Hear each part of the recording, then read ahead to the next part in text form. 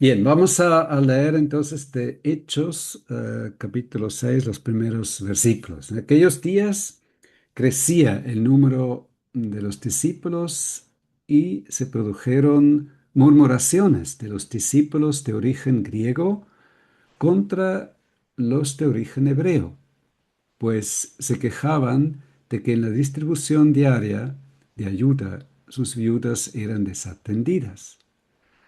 Así las cosas, los 12 convocaron al conjunto de los discípulos y les dijeron: no está bien que dejemos la palabra de Dios para servir a las mesas. Hermanos, escoged pues entre vosotros a 7 hombres de buen testimonio, que estén llenos del Espíritu Santo y de sabiduría, a quienes les encarguemos de esta labor.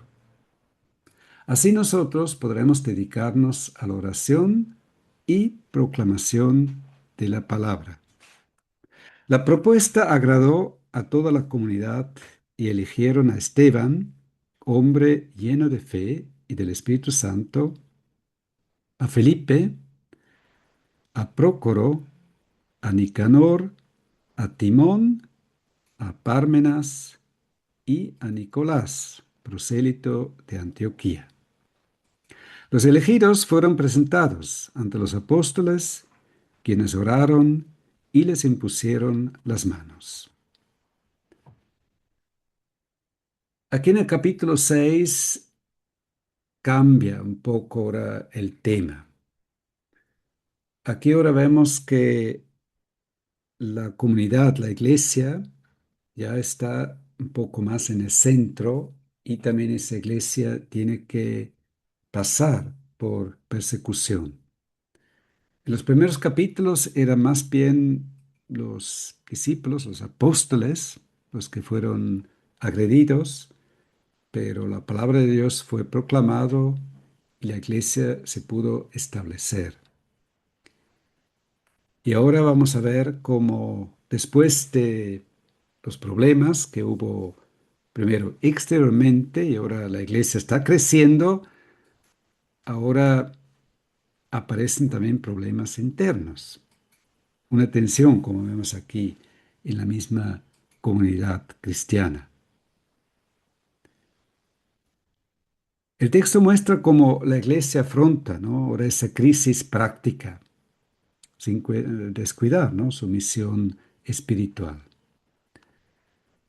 Y ese pasaje trata realmente temas muy importantes. En primer lugar, el crecimiento de la iglesia, la unidad que hay en la iglesia.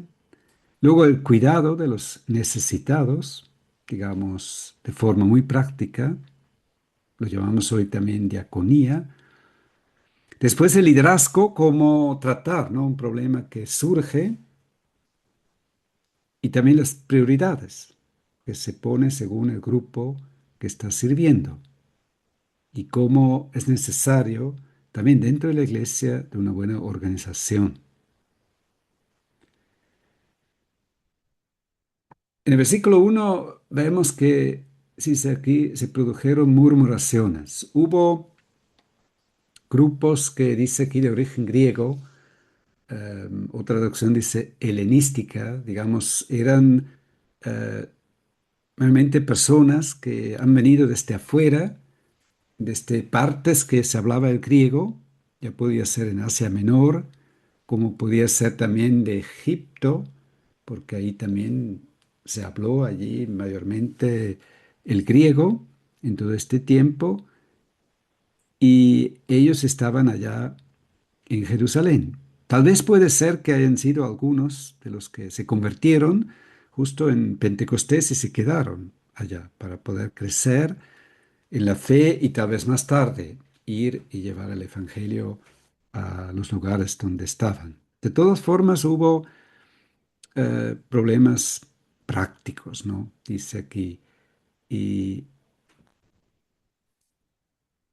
en este, digamos, queja que hubo de los judíos que eran de habla griega, duramente, y de otros que más bien eran de habla aramea y hebrea, eh, El problema básico, como leemos aquí, era el descuido de viudas. Algún grupo no fue atendido de igual manera como el otro.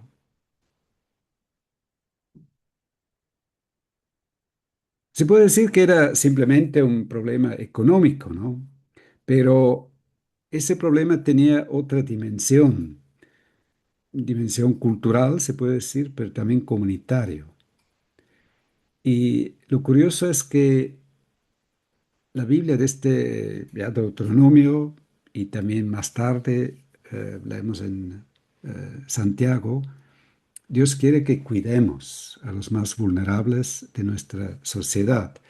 Y claro, en aquella sociedad, las viudas y los huérfanos eran los, digamos, más vulnerables. Vamos a leer en Deuteronomio 10:18. Deuteronomio 10:18, em, que dice aquí,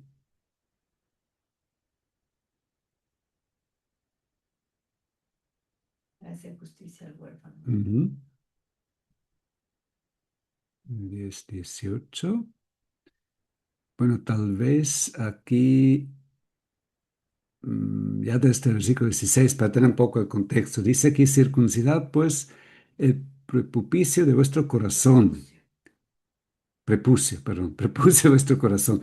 No seáis tercos, porque el Señor vuestro Dios es Dios de dioses y Señor de señores, Dios grande, poderoso y temible, que no hace acepción de personas. Eso es el núcleo de todo esto, que dentro, digamos, de las sociedades, siempre las personas que son más ricas, que tienen más poder, más prestigio, ¿no? Son mejor vistos que las otras, pero ante Dios no hay acepción de personas, ni recibe sobornos, que hace justicia al huérfano y a la viuda, que ama también al extranjero y le da pan y vestido. Y veis que en aquella época y realmente estas sociedades en la antigüedad, eh, hasta inclusive más tarde, también en la Edad Media, eh, no hubo, digamos, una paga de viudez, eh, sino si una mujer se quedaba sin marido era muy difícil para sobrevivir, sobre todo si no tenía hijos grandes, ya mayores que les iba a sustentar. Y si no, acuérdense también de la historia de Ruth, ¿no? Cuán difícil era para ellos para sobrevivir. Entonces, em, Hago. Ja, ja, ja. Ja. Nein, das Mikrofon. Ich weiß Mikrofon. auch, Ja. wenn ich nicht weit Ja, Sorry. ok. Dice, Sí, hace eco. Lisa, cuando Sí, esté prendida en la computadora, sí, sí, lo dejo así. sí, sí. Sin el... ya. Bien, entonces vemos, son los más vulnerables, también los extranjeros que llegaban ahí, tal vez huyendo, lo que sea, era difícil.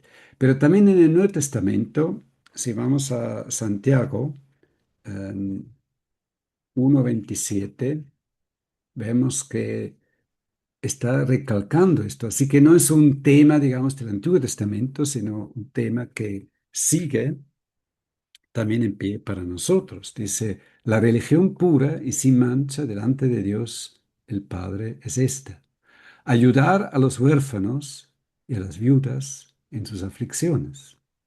Entonces vemos que esa parte práctica se mantiene en pie.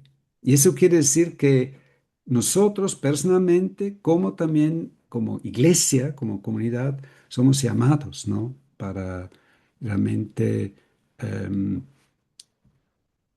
cuidar dentro de la sociedad que vivimos de las personas que son más vulnerables y que les podemos ayudar de forma práctica. Obviamente eso siempre va unido con el mensaje del Evangelio. Yo pienso que ese mensaje tiene más poder cuando las personas pueden observar que no solamente hablamos, sino que hay también una forma práctica en la cual estamos ayudando. Entonces vamos a volver a Hechos capítulo 6. Entonces, a base de ese problema que estaba aquí surgiendo y de las murmuraciones que hubo, discusiones que había, vemos que ahora el liderazgo es muy importante. Cuando dice aquí los 12 es un término, digamos, para los apóstoles. Cuando ellos se daban cuenta que aquí hay algún problema, dijeron, no, tenemos que actuar. Y por eso dice así, cuando pasó esas cosas, los 12 convocaron al conjunto de los discípulos. Ellos convocaron, aquí dice, ¿no? La multitud de los discípulos y vemos que no actuaron de una forma autoritaria. Digamos, no estaban ahí y dijeron, bueno, esto se hace y tienen que obedecernos, sino se propuso el problema y se propuso también una solución que pudieron todos participar, ¿no? En ese convenio de lo que estaban ahí diciendo.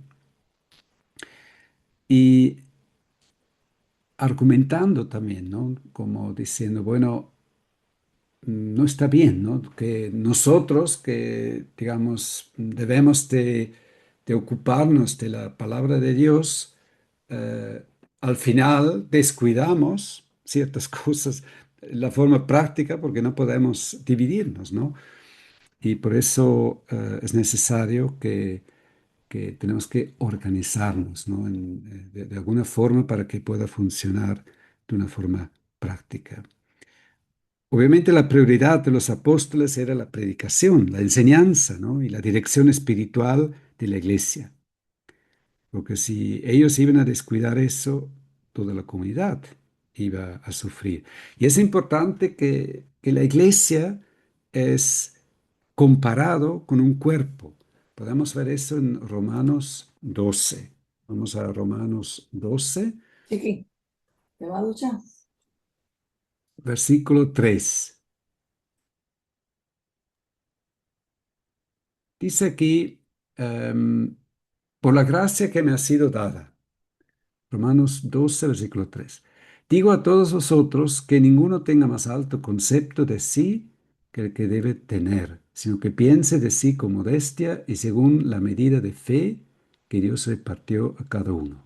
Porque del mismo modo que en un cuerpo tenemos muchos miembros, pero no todos los miembros tienen la misma función, así nosotros, que somos muchos, formamos un cuerpo en Cristo y todos miembros los unos de los otros. Es esa imagen que también más tarde en la Epístola a los Corintios, capítulo 12, también lo toma otra vez para ilustrar cómo debe de funcionar la iglesia. Entonces, la iglesia eh, no es que hay algunos que están trabajando y otros están consumiendo, unos que están produciendo y otros consumiendo, sino todos digamos, estamos llamados para producir, por un lado, ¿no? Para contribuir como miembros en un cuerpo y al mismo tiempo todos estamos consumiendo, estamos aprovechando del servicio de otros, porque nos necesitamos unos a otros. Dice que en un cuerpo, un miembro, por ejemplo, la mano, no puede decir, bueno, yo no necesito a nadie más. No, la mano es útil, pero la mano necesita el brazo para que la sostiene, ¿no? Y la mueve. Entonces, cada miembro necesita a los otros miembros. Y por otro lado, cada miembro tiene una función, una utilidad. Y eso es muy importante. Y eso es lo que vemos aquí explicando. Dice, dado que tenemos diferentes dones, versículo 6, ¿no? Según la gracia que nos fue dada, el que tiene el don de profecía, úselo conforme a la medida de la fe. El de servicio, en servir. El que enseña, en la enseñanza. El que exhorta, en la exhortación. El que reparte, con sencillez. El que preside, con solicitud. El que hace obras de misericordia, con alegría. Entonces vemos Claro, esa lista aquí no es completa, son ejemplos, porque yo pienso que, por un lado, los dones que Dios da son muy diferentes y también los servicios también son muy distintos. Y a veces depende de la situación en la cual una iglesia está, en el entorno que tiene. Por ejemplo, en los tiempos del siglo XVII, XVIII, también sobre todo cuando se hizo la revolución, ¿no? de la producción con las máquinas, con el carbón y todo esto. Ahí en Inglaterra, por ejemplo, era un tiempo terrible, que hubo muchos niños abandonados, familias derrotadas. Entonces ahí hubo varios hermanos y iglesias que se dieron cuenta, no, tenemos que ocuparnos de esos niños que están en la calle. Y entonces así, ¿no? Hay una necesidad y la iglesia en su comunidad ve esa necesidad y dice, bueno, Señor, ¿cómo quieres que ayudemos, no? Como de una forma práctica, ¿no? Como dice aquí, ¿no? Eh, con obras de misericordia, ¿no? Como dice aquí, y que eso lo hagamos con alegría, ¿no? Eso es muy importante. Servicio, servir, ¿no? Que sea realmente de corazón. Y ahora, como hay diferentes dones, hay diferentes cargos dentro de la iglesia y cada uno tiene que también concentrarse. Yo no puedo hacer todas las cosas porque no es posible. Entonces, al final no hago nada o no hago nada bien. Entonces, uno tiene que concentrarse en lo que Dios le pone y le da el don. Entonces, ahí uno puede profundizar y puede ser de utilidad, ¿no? Eso es lo que es aquí la enseñanza que tenemos. Vamos a volver, ¿no? Al capítulo 6. En una iglesia local, vemos ahora aquí que ellos están diciendo, bueno, nosotros, aquí los que eran los 12, que eran los apóstoles, en cierta manera eran una forma única, pero como apóstoles ellos también tomaban el cargo de ancianos en la iglesia. Y más tarde tenemos la enseñanza, sobre todo en Primera de Timoteo, capítulo 3, que en la iglesia local hay ancianos o presbíteros, es otra traducción. Claro, la palabra obispo para nosotros tal vez suena un poco como católico, ¿no? Pero la palabra obispo es la traducción de la palabra griega episcopos, que quiere decir un sobreveedor, alguien que tiene un cargo espiritual en una iglesia local. Entonces, Hans, perdona, ¿cómo has sí, dicho que obispo en griego? obispo es del griego episcopos. Episcopo. Episcopos es sobreveedor, ¿no? ¿Sobredeedor? Sobreveedor. ¿Qué es eso? Sobreveedor es una persona que está al encargo de algo y, digamos, tiene que cuidar, como también se puede decir como pastor, pero claro, el nombre pastor nosotros a veces lo ponemos un poco de una manera diferente, pero el cargo de pastorear es parte, digamos, de un obispo, ¿no? Mm, Tiene responsabilidad para su rebaño. Pero cuando se habla de ancianos, también se tiene más en mente la iglesia local en forma de organización también, ¿no? De alguna forma de organización que tiene que tomar su parte de responsabilidad, obviamente no solo, sino con otros. Siempre habla en plural. No es bueno que en una iglesia local solo hay un anciano, mm, sino es siempre bueno que haya un consejo de ancianos porque, como he dicho antes, uno no puede resumir todas las dones en sí. Necesita otros también, Supervisor. ¿no? Supervisor, sí. Bueno, supervisor es ya es una forma, digamos, literalmente es eso, ¿no? Sobrevedor es una palabra Menos literal. así. Claro, tal vez no es tan usual. Bien, entonces, es el grupo de personas que está al encargo espiritual, ¿no? Y aquí los apóstoles deben de tomar ese cargo, porque claro, era el tiempo del inicio, justo ahí de la iglesia en Jerusalén. Más tarde, cuando ellos ya iban, porque los apóstoles luego se dispersaban, ¿no? En diferentes lugares, em, pero se quedó Santiago, el hermano, ¿no? del Señor, y él era luego anciano ahí. Y eso hasta de una fuente extra bíblica sabemos que él ha sido anciano y fue al final apedreado en el año 62. Pero importante es que hubo o ya hay esas personas que tienen ese cargo. Claro, siempre ahí está la discusión, no quiero entrar en detalles, si esos son hombres y mujeres o solamente hombres. Eso es toda la discusión, digamos, que tenemos hoy día de una postura igualitaria, ¿no? Que dice, bueno, mujeres y hombres son iguales, ¿no? En esos, o si está la postura, digamos, complementaria, ¿no? Yo personalmente pienso que es complementario, los hombres tienen cierta responsabilidad y creo que los ancianos, de igual forma como los apóstoles, ese cargo es para los hombres. En cambio, los diáconos, em, que la traducción quiere decir servidor, un siervo, ¿no? Un siervo, ahí obviamente hay hombres y mujeres. En este caso aquí eran 7 hombres que tuvieron que tomar ese cargo, pero si leemos en 1 de Timoteo 3, ¿no? Para tomar esa eh, línea, digamos, paralela, vemos aquí que primero viene la descripción de los atributos para aspirar al cargo. Aquí en esa traducción de Reina Valera 2020 es obispo, em, y de las Américas, vamos a ver cómo lo dice aquí. Si es que quiere cambiar aquí la... mm,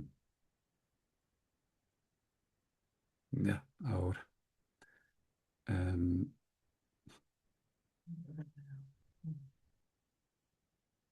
ya, un cargo de obispo supervisor. Aquí también da la supervisor, sí.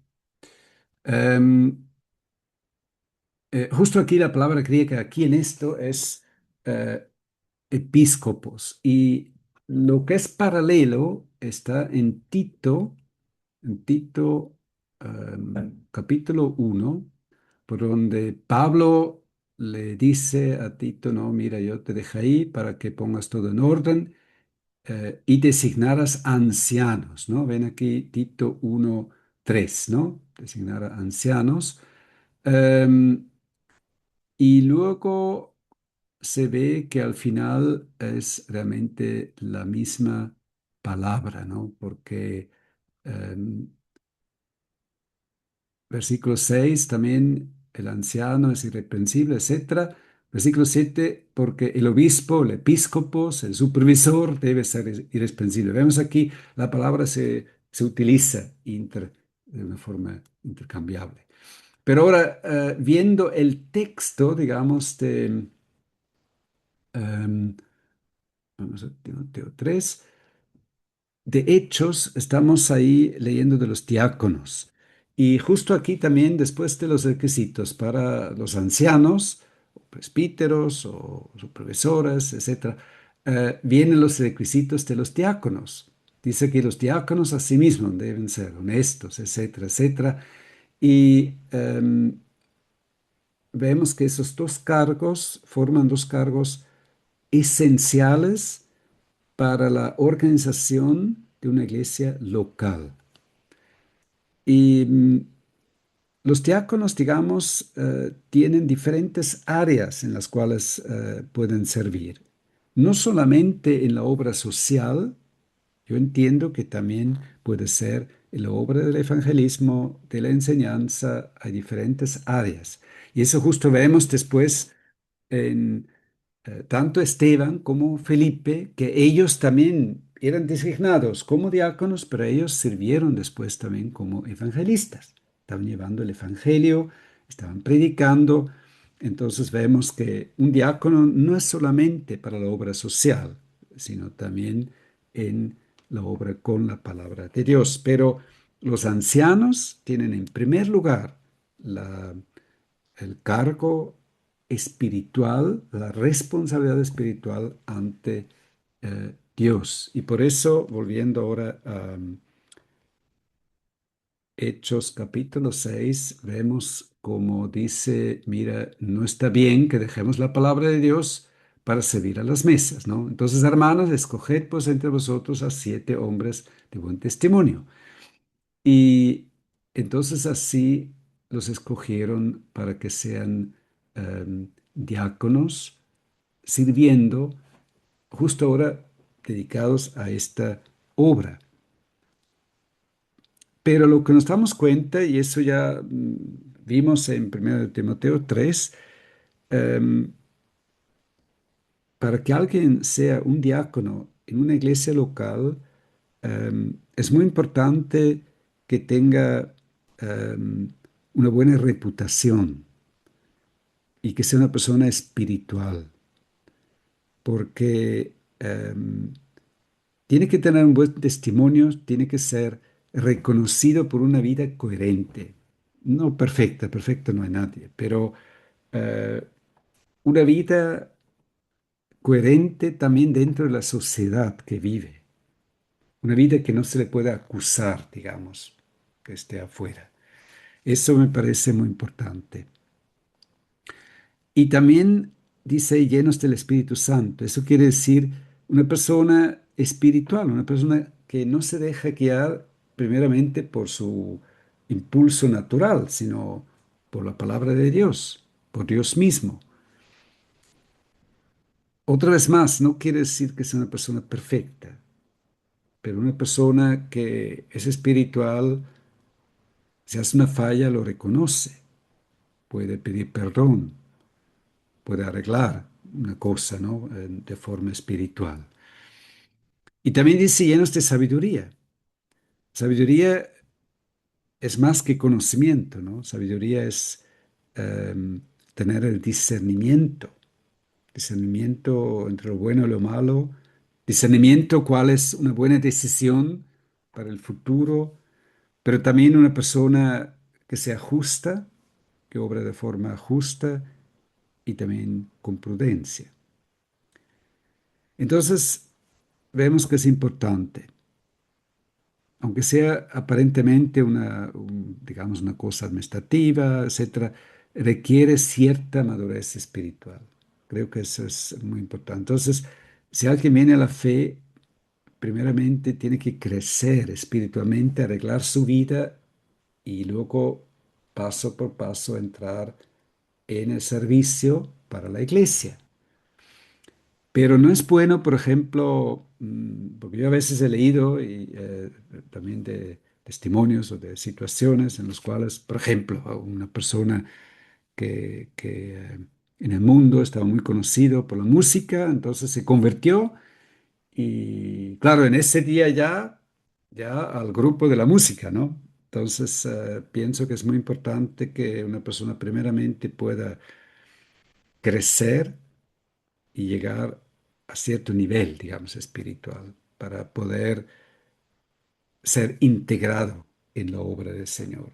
Porque el peligro está que alguien pueda caer en la cosa de, bueno, yo estoy sirviendo a Dios y esto le tiene que agradar a Dios y que Dios ahora me debe algo, porque yo le estoy sirviendo con mis dones que tengo. Porque todo servicio que hacemos, sabemos al final, es por agradecimiento a Dios. Dios ya lo regaló, Él ha dado los dones, ¿no? Para que podamos servir y al final Dios no nos debe nada, no es que Él nos debe algo porque nosotros hemos servido a Él. Es el contrario, nosotros siempre estamos debiendo a Él y es por pura gracia, ¿no? Entonces, vemos aquí, creo que es importante, ¿no? Que que Dios está buscando, ¿no? Personas con fe, personas con una fe personal, pero también un carácter que se quiere dejar formar, que quiere madurar, ¿no? En la fe, sabiduría y dependencia, ¿no? De realmente de Dios. Creo que eso son características, ¿no? Que vemos aquí dentro de eso.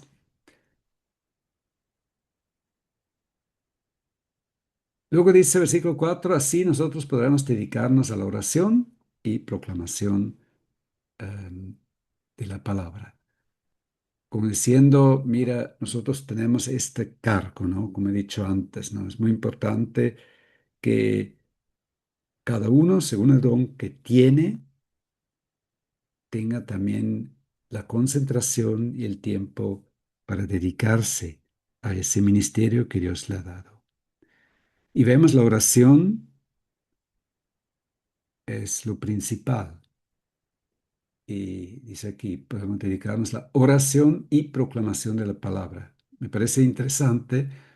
Pone primero la oración y luego la proclamación. Y creo que eso es un principio básico para todo servicio, ¿no? No solamente para predicar, sino también si queremos llevar a alguien el Evangelio. Primero, orad para esa persona. Pedid que el Espíritu Santo pueda obrar en el corazón, iluminar a tal persona. Pedid por sabiduría, cómo puedo yo llegar a esa persona, cómo puedo o qué debo de hablar, qué le puedo dar, tal vez un libro, lo que sea. Y después de la oración, ahí puedo actuar, ¿no? Y así es también en cada obra, también la obra social. Primero la oración para que Dios nos pueda dirigir, dar sabiduría y después actuamos, ¿no? Y el crecimiento, el fruto, lo da Dios. Eso no tenemos que preocuparnos, ¿no? Muy importante que cada iglesia necesita esos hombres, como es aquí, que están en oración y en la palabra. Y debemos de orar por ellos, porque ellos tienen que dar cuenta al Señor, ¿no? Y es un ministerio de pastoreo, ¿no? También. Em, y cada uno que lleva la palabra, como he dicho antes, tiene que dar cuenta ante Dios y por eso es muy importante que oremos por ellos y que tengan también la libertad para poder hacer, ¿no? Su obra. Ahora vemos la propuesta agradó a toda la comunidad. Eso me parece, parece pequeña cosa, pero por otro lado, algo que indica de que los apóstoles no impusieron su idea. Ellos propusieron y no leemos aquí ahora si hubo un tiempo de discusión, eh, porque muchas veces la palabra de Dios va abreviando, digamos, la narración y nos da lo más importante. Pero yo pienso que tal vez hablaron, hicieron preguntas o, o- o tal vez discutieron ciertas cosas, pero de toda forma, al final, dice aquí, la propuesta agradó a toda la comunidad. Entonces, eso es obviamente lo ideal. Cuando, cuando hay alguna propuesta, que haya esa libertad para discutirlo, ¿no? Dentro de la iglesia, pero al final que haya un acuerdo. Claro, sabemos que muchas veces no es así. Claro, eso a veces es como el ideal, ¿no? Que todos estén de acuerdo, unánimes, ¿no? Muchas veces no es así. Aquí dice la propuesta agradó a toda la comunidad. A veces, sí, hay personas que se oponen, sí, que no quieren integrarse, tal vez tampoco para someterse. Entonces ahí sí hace falta mucha sabiduría, ¿no? Porque obviamente en estos momentos tal vez sí hay que decir, bueno, mira, em, hay una gran mayoría que está ahora de acuerdo con eso y tenemos que venir a un acuerdo porque si no quedamos bloqueados, ¿no? Porque si a veces así, si queremos esperar hasta el último, no avanzamos. Entonces a veces sí hay que tomar pasos, aunque no todos y hasta el último esté de acuerdo. Pero claro, son situaciones que necesitan mucho tino, mucho tacto también para tratar.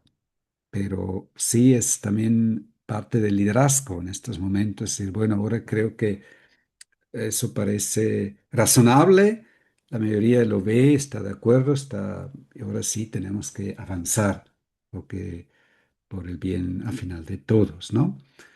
Em,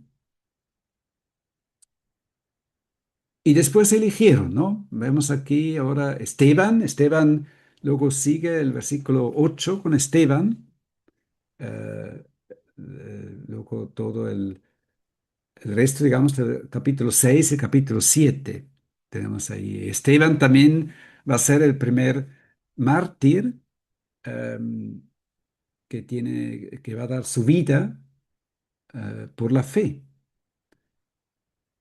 Justo dice aquí un hombre lleno de fe del Espíritu Santo.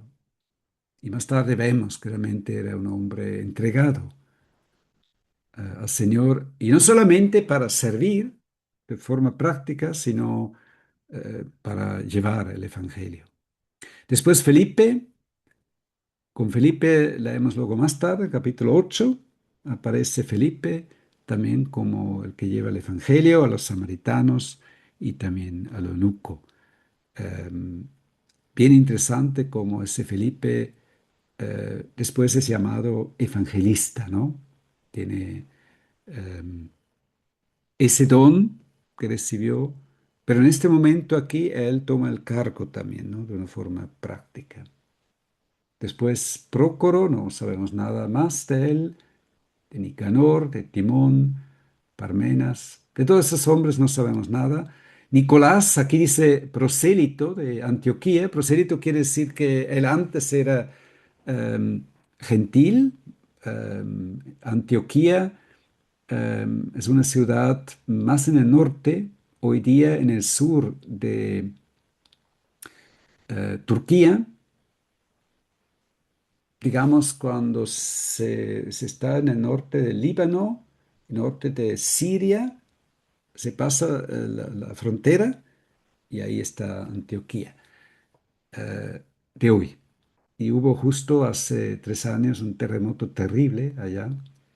Y justo en la iglesia aquí, Suiza, estamos también, hay alguien encargado ahí que está ayudando allá también de una forma práctica en ese lugar que es Antioquía. Ese Nicolás entonces era de allá, era persona que creció, digamos, en la cultura helenística, griega, y prosélito quiere decir que se convirtió en su momento al judaísmo.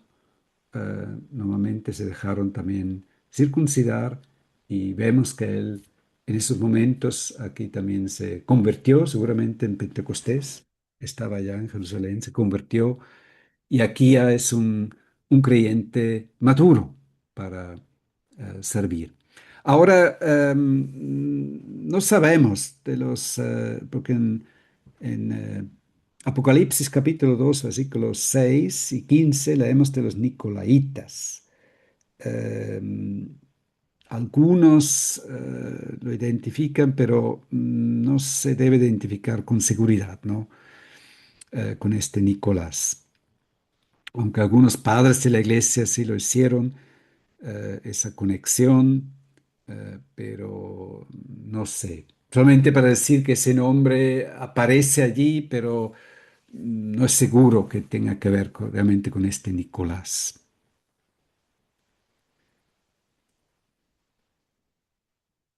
Pienso que esto nos enseña, ¿no? De que una buena solución, ¿no? Que hubo aquí eh, fortifica, ¿no? La iglesia local y también restaura la confianza, ¿no? Entre los que están. Creo que es muy, muy importante en una iglesia que hay esa confianza. En cuanto que alguien viene con desconfianza, ahí sí la cosa es complicada, ¿no? Confiar unos en otros es muy, muy importante. Y esa unidad. Ahora vemos, los elegidos fueron presentados ante los apóstoles, quienes oraron y les impusieron las manos. Este servicio, esos diáconos, no solamente se dijo, bueno, ustedes son y ahora vayan, sino fueron presentados ante la congregación y reconocidos públicamente. Yo pienso que ese reconocimiento era un reconocimiento, por un lado, obviamente delante de la congregación, pero por otro lado también delante de Dios. Luego la imposición de manos, porque aquí vemos que está diciendo eso, que le impusieron las manos, em, no significa que los apóstoles ahora le transmitían un poder mágico, no tiene nada que ver con eso, sino el- la imposición de mano es un acto público de reconocimiento de unidad, pero también de bendición y de comisión, ¿no? De decir, bueno, ustedes ahora tienen este cargo, ahora ustedes son responsables también delante de Dios. Pero de todas formas, unidad. Mira, nosotros estamos por detrás de ustedes. Ustedes van y obran. Si hay algún problema, que vengan a nosotros. Nosotros estamos por detrás apoyándolos. Somos uno, formamos una unidad. Eso es muy importante. Eso era más tarde, en el capítulo 8, se ve cuando Pedro y Juan bajaron ahí a Samaria, impusieron las manos y recién ahí vino el Espíritu Santo para demostrar unidad, para demostrar, mira, somos uno. No hay división entre judíos y samaritanos. Eso era antes. Pero ahora en la iglesia somos uno. Y por eso era necesario que los dos apóstoles más importantes en aquella época impusieran las manos para demostrar esa unión e identificación. Se ve que más tarde también se utilizó la imposición de mano. Pablo también lo menciona en 1 de Timoteo 4:14. También ahí se ve hasta hoy día y también, por ejemplo, los ancianos, si hay una persona a cargo tanto de otro anciano que se va a agregar como de un diácono, un servicio, ¿no? Especial, que delante de la congregación oran y imponen las manos.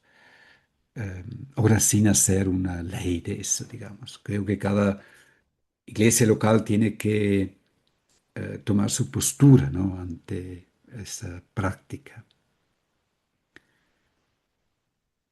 Ahora, versículo 7, la palabra del Señor se extendía y el número de discípulos se multiplicaba rápidamente en Jerusalén. Incluso muchos de los sacerdotes aceptaban la fe. Pienso que justo esa crisis que hubo, ¿no? De esa tensión, pudieron solucionar eso de una buena manera. Y eso da la base para que el crecimiento pueda seguir. Porque si hay, también es importante ver siempre cuando hay personas que colaboran juntos, aunque nosotros somos personas creyentes, que hemos sido salvos por medio de la fe, pero no hemos llegado todavía a la glorificación.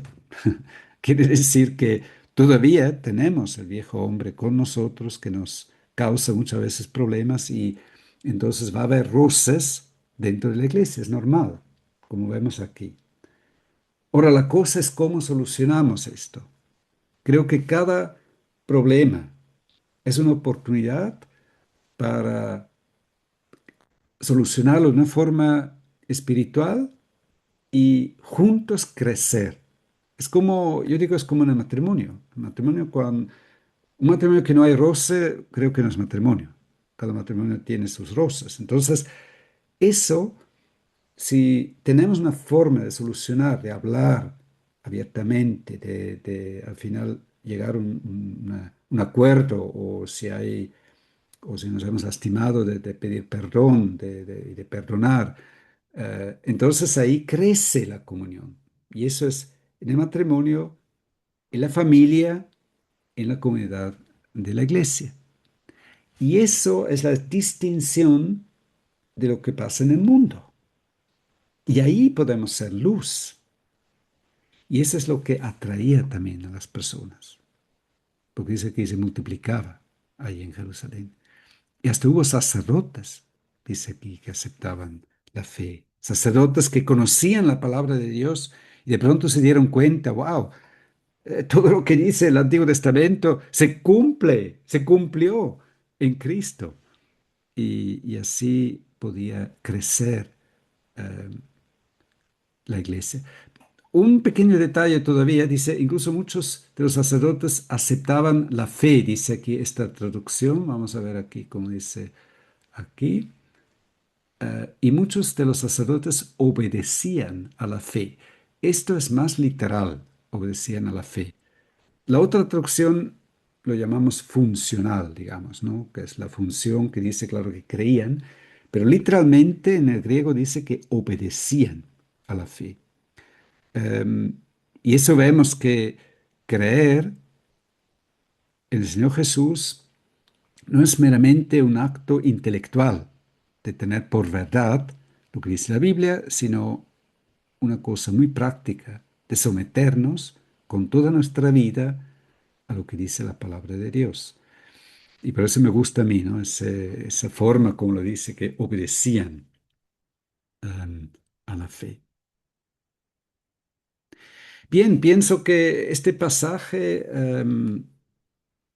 nos da mucha instrucción acerca de la iglesia, de la estructura de la iglesia, como he dicho antes, ancianos, líderes, pastores, que tienen sobre todo una carga espiritual, diáconos, que pueden ser de diferentes servicios, tanto práctico, eh, lo que decimos hoy, ¿no? Diaconía, digamos, en el sentido de forma ayuda social, eh, como puede ser también de enseñanza, enseñanza de niños, enseñanza de grupos especiales, de evangelización, etcétera, ¿no?